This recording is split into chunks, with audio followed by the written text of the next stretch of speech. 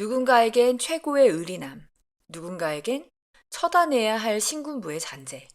여러분은 장세동을 어떻게 기억하십니까? 전두환의 심장이라고 불렸던 남자 장세동.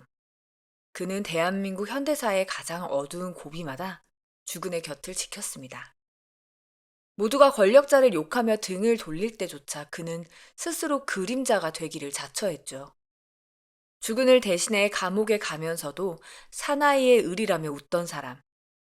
하지만 그가 지키려 했던 그 의리의 대가는 우리 현대사에 지울 수 없는 비극과 상처를 남겼습니다. 90대 노인이 된 지금도 입을 굳게 다물고 있는 그는 과연 충신일까요? 아니면 청산하지 못한 역사의 잔재일까요?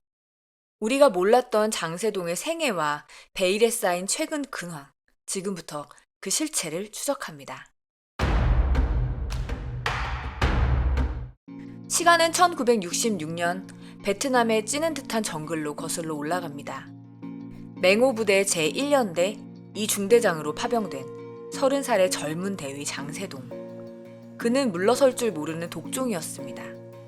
치열한 교전 중 장세동의 어깨 위에 차가운 금속 파편이 박힙니다. 쇄골이 산산조각나고 선혈이 낭자한 중상. 생사가 오가는 병실에 누워있던 그에게 운명을 바꿀 한 남자가 나타납니다. 당시 사단 참모로 갓 부임했던 육사 오기수 선배 전두환 중령이었습니다.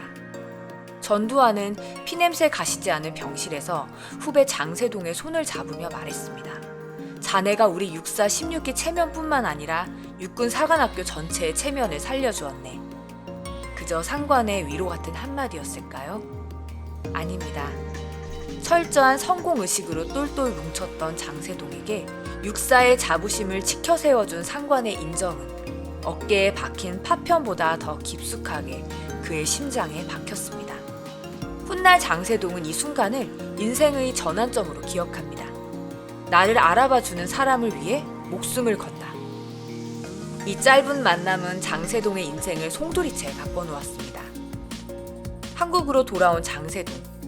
비록 전쟁터로 다시 돌아가지는 못했지만 그날 병실에서 맺어진 인연의 끈은 서울에서 다시 이어집니다. 1967년 베트남에서 귀국한 전두환이 수도경비사령부 30대대장으로 부임하자 그는 자신이 눈여겨보았던 장세동을 불러들여 자신의 작전 장교로 배치합니다. 정글의 포연 속에서 싹트기 시작한 이들의 기묘한 인연은 이제 서울의 심장부에서 대한민국 현대사를 뒤흔들 거대한 권력의 서막을 준비하고 있었습니다. 대한민국 현대사의 물줄기가 뒤바뀌던 그 운명의 밤.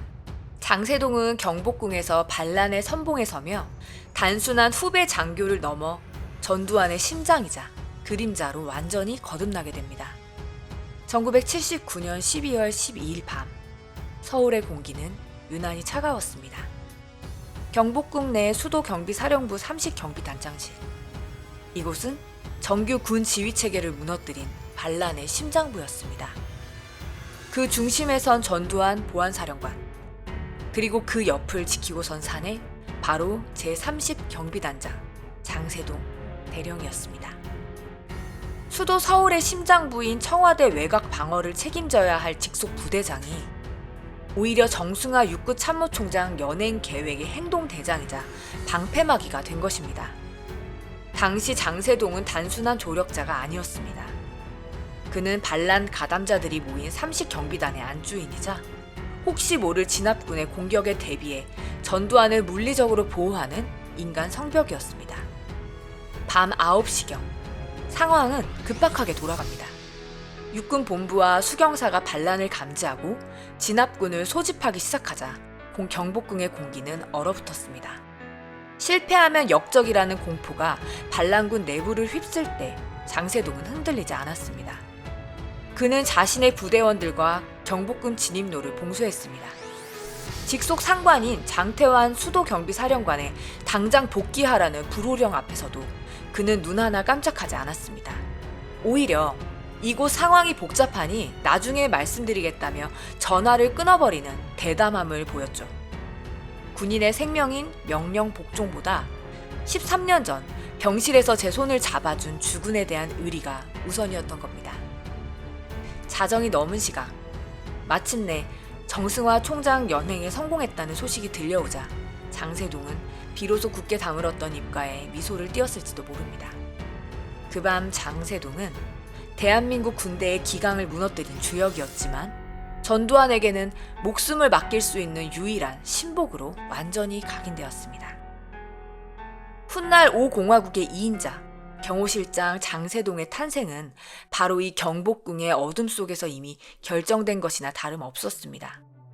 그의 삐뚤어진 의리가 승리한 밤 대한민국 민주주의의 시계는 그렇게 멈췄습니다. 12.12의 총성이 먹고 전두환이 권력의 정점에 오르자 그는 가장 먼저 장세동에게 청와대 경호실장 자리를 제안합니다. 하지만 장세동은 이 파격적인 부름을 단칼에 거절합니다. 그의 거절은 겸손이 아닌 치밀한 전략이었습니다. 그는 주군에게 이렇게 건의합니다. 각하께서 정치를 안정적으로 하시려면 군 내부를 완벽하게 장악할 확실한 신복 한 명쯤은 야전에 남아있어야 합니다.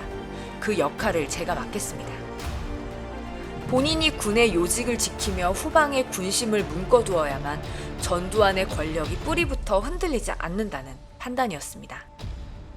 자신을 알아준 주군을 위해 스스로 군부의 파수꾼을 자처한 셈입니다. 하지만 전두환의 불안은 장세동의 계산보다 훨씬 깊었습니다. 사방이 적으로 둘러싸인 것 같은 청와대의 고립감 속에서 전두환은 오직 장세동이라는 확실한 인간 방패만을 갈구했습니다.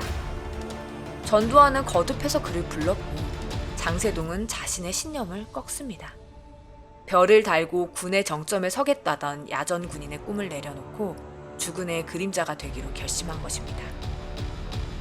1981년 7월 장세동은 몸에 딱 맞는 양복으로 갈아입은 채 청와대에 발을 들입니다. 그런데 그날의 임명식은 대한민국 정부 수립 이래 전무후무한 그야말로 기묘한 풍경이었습니다. 보통은 임명권자인 대통령이 임명장을 건네고 임명받는 부하가 충성을 맹세하는 법이죠.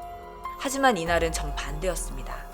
전두환은 장세동에게 직접 임명장을 낭독하게 한 뒤 정작 대통령인 자신이 그 앞에 서서 선서를 합니다. 내 생명을 지켜줄 사람 앞에서 내가 직접 약속하고 싶다. 마치 대통령이 경호실장의 경호를 받는 것이 아니라 주군이 자신의 목숨을 맡길 유일한 사람에게 나를 잘 부탁한다며 절절한 고백이라도 하는 듯한 모습이었습니다. 국가의 공식적인 임명식이 한 남자가 다른 한 남자에게 절대적인 신뢰를 구걸하는 기묘한 충성 서약식으로 변질된 순간이었습니다. 이렇게 주객이 전도된 임명식으로 화려하게 등판한 장세동. 그는 단순히 대통령의 신변만 보호하는 경호원에 머물지 않았습니다. 이날 전두환이 보여준 그 파격적인 신뢰의 보답이라도 하듯 장세동은 대통령의 그림자를 넘어 그가 마시는 공기, 그가 느끼는 미세한 감정까지 관리하는 이른바 심기경호의 시대를 열게 됩니다. 5공화국이라는 거대한 성벽의 문고리를 쥔 실질적인 2인자의 탄생이었습니다.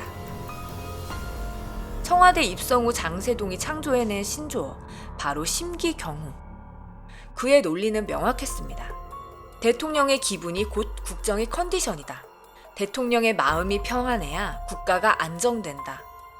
즉 대통령이 조금이라도 불편함을 느끼지 않게 하는 것이 국가 안보의 시작이라는 주장이었죠. 장세동의 심기경호는 집요함을 넘어 광기에 가까웠습니다.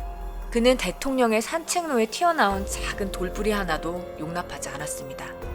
구두 끝에 걸릴까봐 직접 바닥을 살피며 길을 다듬었고 산책로 주변 나무에 새 배설물이 묻어있으면 미관상 좋지 않다며 이를 즉각 녹여버릴 특수 약품까지 개발하라고 지시할 정도였죠. 심지어 그는 전두환과 똑같은 향수를 썼습니다. 대통령 곁에서 늘 익숙하고 편안한 향이 나게 하려는 배려였습니다. 장세동의 수첩에는 대통령이 좋아하는 음식, 그날의 배추 가격, 심지어 스포츠 경기 일정까지 빼곡히 적혀 있었습니다. 대통령이 묻기 전에 이미 답을 내놓아야 한다는 것이 그의 철칙이었으니까요. 그는 스스로 5분 대기조가 되어 24시간 신발끈을 풀지 않고 대기했습니다. 술도 담배도 개인적인 취미도 모두 끊었습니다. 자신의 삶을 삭제하고 그 빈자리를 전두환이라는 인물로 가득 채워넣은 것입니다. 하지만 이 지독한 충성은 권력의 눈과 귀를 가리는 치명적인 독이 되기도 했습니다. 대통령의 심기를 위해 보고서의 내용을 고르고 민심의 거친 목소리를 불편한 소음으로 치부해 차단해버렸기 때문입니다. 그렇게 장세동은 전두환을 위한 완벽한 성벽이 되어갔지만 그 성벽이 높아질수록 대통령은 국민으로부터 점점 더 멀어지고 있었습니다. 하지만 완벽해 보였던 장세동의 심기 경호도 거대한 운명의 폭풍 앞에서는 무력했습니다. 1983년 10월 9일 버마 아웅산 묘소. 대통령 순방길에 터진 북한의 폭탄 테러는 대한민국 외교사절단을 초토화시켰습니다. 부총리를 포함한 17명의 엘리트 관료들이 현장에서 목숨을 잃었습니다. 경호 실장으로서 이는 변명의 여지가 없는 완전한 실패였습니다. 귀국 후 장세동은 침통한 표정으로 사표를 던집니다. 경호 책임자로서 목숨으로 책임지겠다는 각오였습니다. 하지만 전두환은 그 사표를 반려합니다. 북한의 테러를 경호 실장이 무슨 수로 막겠냐며 오히려 장세동을 감싼 것입니다. 당시 이 전두환은 예정보다 4분 늦게 도착한 덕에 구사일생으로 목숨을 건졌습니다. 이 기적 같은 4분의 우연은 역설적으로 두 사람의 관계를 공적인 상관과 부하를 넘어선 운명 공동체로 묶어주는 계기가 됩니다. 경호 실패라는 사상 초유의 과오를 저지르고도 장세동은 숙청 대신 전두환에 더 깊어진 신뢰를 얻게 됩니다. 그리고 그 신뢰는 2년 뒤 장세동을 대한민국 최고의 정보기관장인 안기부장 자리로 이끌었습니다. 실패한 경호실장이 정권의 모든 정보를 쥐는 설계자로 화려하게 부활한 것입니다. 1985년 2월 장세동은 대한민국 최고의 정보기관인 국가안전기획부 안기부장의 자리에 오릅니다. 대한민국의 신변을 지키던 방패가 이제 정권을 위협하는 모든 요소를 사전에 제거하는 날카로운 창이 된 것입니다. 당시 안기부장의 권세는 상상을 초월했습니다. 정치, 경제, 사회 전반을 감시하며 대통령에게 직접 보고를 올리는 그야말로 무소불위의 권력이었습니다. 장세동은 이곳에서 주군인 전두환의 안위를 위해 수많은 작업을 설계하게 됩니다. 그의 충성은 때로 상식을 벗어난 공작으로 이어졌습니다. 야당의 창당을 방해하기 위해 폭력배를 동원했던 용파리 사건부터 북한의 수공 위협을 부풀려 온 국민을 공포에 몰아넣고 성금을 모으게 했던 평화의 댐 사건까지 모두 정권을 향한 비판의 목소리를 잠재우고 시선을 돌리기 위한 치밀한 계산 아래 이루어졌습니다. 특히 훗날 진실이 밝혀진 수지킴 간첩 조작 사건은 장세동 씨의 공작 정치의 비정함을 여실히 보여줍니다. 해외에서 살해당한 무고한 여성을 정권 유지를 위해 간첩으로 둔갑시킨 이 사건은 국가기관이 한 개인의 삶을 얼마나 처참하게 짓밟을 수 있는지를 증명했습니다. 장세동에게 국가의 시스템은 주군의 정권을 지키기 위한 도구에 불과했습니다. 그는 안기부를 통해 모든 정보를 독점했고 전두환의 눈과 귀가 되어 정권의 안정을 꾀했습니다. 사람들은 그를 남산의 소통령이라 부르며 두려워했지만 정작 그는 자신을 여전히 주군의 뜻을 받드는 이름 없는 그림자로 정의했습니다. 하지만 그가 쌓아올린 공포의 성벽은 한 대학생의 죽음이라는 예상치 못한 거대한 진실 앞에 균열이 가기 시작합니다. 1987년 1월 서울대학교 학생 박중철이 고문을 받다 사망한 것입니다. 보고를 받은 장세동과 안기부는 즉각 움직였습니다. 책상을 탁 치니 억하고 죽었다는 황당한 발표 뒤에는 사건을 축소하고 은폐하려던 안기부의 치밀한 조율이 있었습니다. 그들에게 박종철의 죽음은 한 청년의 비극이 아니라 정권의 안위를 위해 반드시 덮어야 할 그저 사고에 불과했기 때문입니다. 하지만 이번에는 달랐습니다. 은폐하려 할수록 진실은 더 뜨겁게 타올랐고 분노한 민심은 거리로 쏟아져 나왔습니다. 장세동이 그토록 공을 들여 관리했던 대통령의 심기는커녕 정권 자체가 뿌리째 흔들리는 절체절명의 위기가 찾아온 것입니다. 결국 1897년 5월 전두환은 성난 민심을 달래기 위해 가장 아끼던 칼을 내놓기로 결심합니다. 장세동은 안기 부장직에서 물러나죠. 표면상으로는 박종철 사건을 책임지는 모양새였지만 사실상 전두환이 자신의 정권을 지키기 위해 최후의 보루였던 장세동을 희생양으로 삼은 셈이었습니다. 평생을 바쳐 주군을 지켰던 장세동. 하지만 그가 그토록 지키고자 했던 권력은 국민의 분노 앞에서 그를 가장 먼저 밀어냈습니다. 세간에는 죽은 종철이가 산 세동이를 쫓아냈다는 말이 전설처럼 돌았습니다. 무소불위의 권력을 휘두르던 안기 부장의 화려한 시절은 그렇게 끝이 났습니다. 하지만 장세동에게 이것은 끝이 아니었습니다. 권력의 정점에서 내려온 그를 기다리고 있었던 건 평생을 이어갈 기나긴 법정과 감옥의 시간들이었습니다. 시대의 물줄기가 완전히 뒤바뀌었습니다. 1993년 김영삼 정부가 출범하며 이른바 역사 바로 세우기에 서슬퍼런 칼날이 신군부의 심장을 겨눕니다. 어제의 권력자들이 줄줄이 포승줄에 묶여 증언대에 섰고 세상은 그들이 고개를 숙이며 잘못했다고 말하기를 기대했습니다. 하지만 장세동은 달랐습니다. 꼿꼿하게 편 허리, 흔들림 없는 눈빛.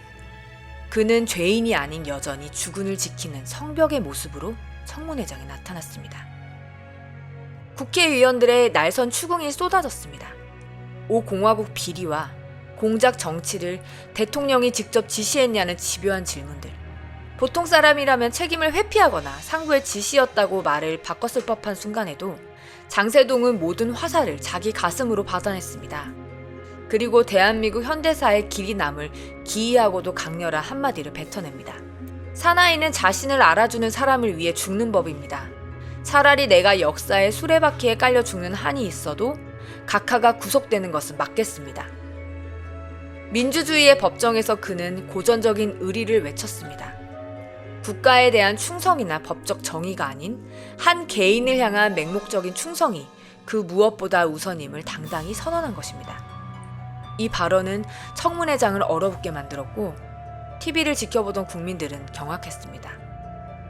누군가는 그를 의리의 돌쇠라 부르며 탄복했고 누군가는 시대를 역행하는 권력의 잔재라며 지탄했습니다. 하지만 장세동에게 그 시선은 중요하지 않았습니다. 그가 지키고자 했던 것은 자신의 명예가 아니라 오직 주군의 안위뿐이었기 때문입니다. 그는 결국 자신의 말대로 역사의 수레바퀴 아래로 스스로 걸어 들어갔습니다. 김영삼 정부 시절 무려 3번이나 구속되는 옥고를 치르면서도 그의 입술은 주군을 향해 굳게 닫혀 있었습니다. 첫 번째는 1989년 50 비리 사건에 연루되어 10개월을 살았습니다. 두 번째는 1993년 야당 창당을 방해한 이른바 용파리 사건의 배우로 지목되어 1년 6개월간 수감되었습니다. 그리고 마지막으로 1996년 김영삼 정부의 역사 바로 세우기 재판에서 12.12 군산 반란과 5.18 내란 혐의로 징역 3년 6개월을 선고받았습니다. 죄목은 매번 달랐지만 법정에서 그의 태도는 한결같았습니다. 모든 것은 내가 시켰다. 내 책임이다. 주군에게 향하는 모든 화살을 대신 맞으며 그는 그렇게 총 옥살이만 5년을 넘게 치렀습니다. 하지만 정작 세상을 놀라게 한 건 그의 형량이 아니라 감옥문을 나선 직후의 행동이었습니다. 수감 생활을 마치고 출소할 때마다 그가 가장 먼저 향한 곳은 집이 아닌 전두환의 자택이었습니다. 백발이 된 주군 앞에 꼿꼿이 서서 거수경례를 붙이며 건넨 한마디, 각하, 휴가 잘 다녀왔습니다. 감옥살이를 한낱 휴가라 부르며 주군을 대신해 고초를 겪은 것을 군인의 당연한 도리인 양 보고하는 모습. 누군가에게는 소름 끼치는 맹목적인 충성이었고 누군가에게는 시대에 뒤떨어진 기묘한 의리였습니다.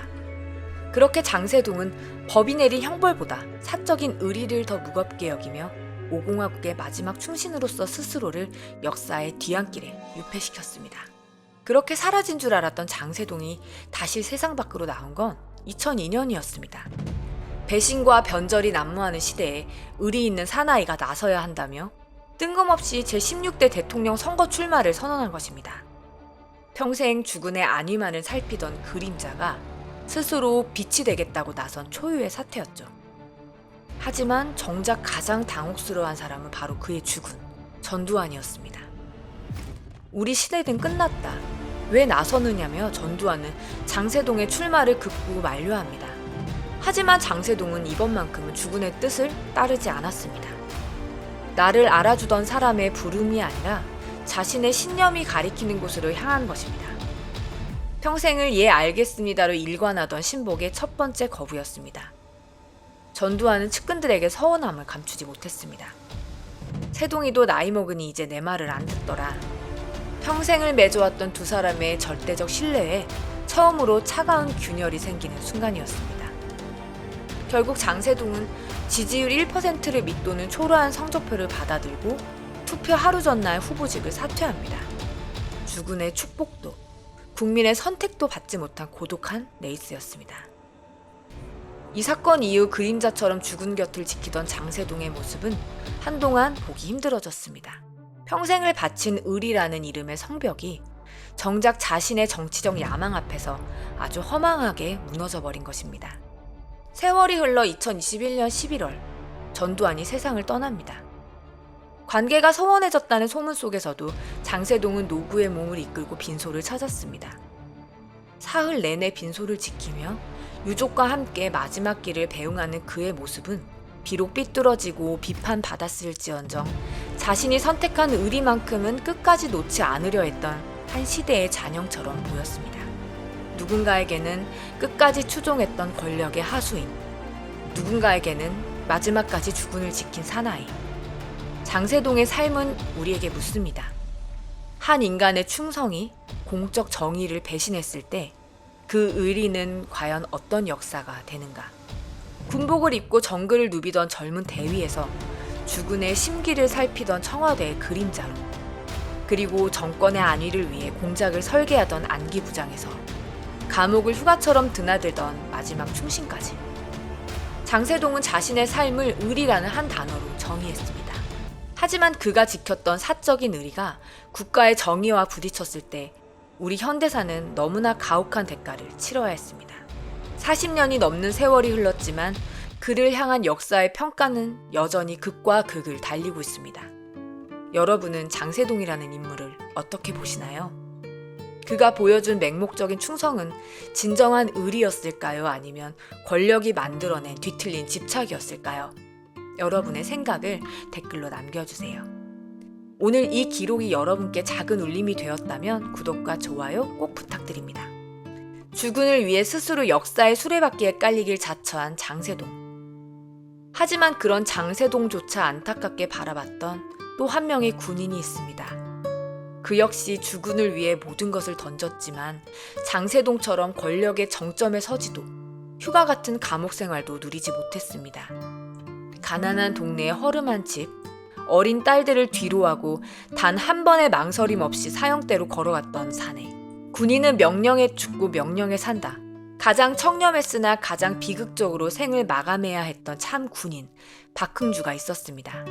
시리고 아픈 충성의 기록, 박흥주 대령의 이야기가 궁금하시다면 이어지는 추천 영상을 확인해 주시기 바랍니다. 이 격동의 시대를 견디며 살아온 모든 분들께 존경과 감사의 마음을 전합니다. 지금까지 격동의 시대였습니다. 감사합니다.